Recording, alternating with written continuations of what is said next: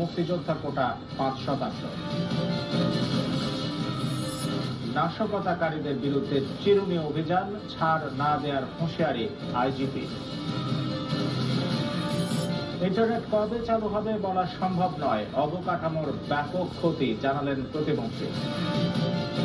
জানাচ্ছি আমি শামসুল আরেফিন। এতক্ষণ শুনছিলেন সংবাদ শিরোনাম, এবারে বিস্তারিত। শুরুতেই কারফিউ প্রসঙ্গ। সারা দেশে সোমবারও কারফিউ জারি থাকবে, তবে শিথিলের সময় 1 ঘন্টা বাড়িয়ে দুপুর 2টা থেকে বিকেল 5টা পর্যন্ত করা হয়েছে। রোববার রাতে বিভিন্ন আইন শৃঙ্খলা বাহিনী প্রধান ও সরকারের ঊর্ধ্বতন কর্মকর্তাদের সাথে বৈঠক শেষে একথা জানিয়েছেন স্বরাষ্ট্রমন্ত্রী আসাদুজ্জামান খান কামাল।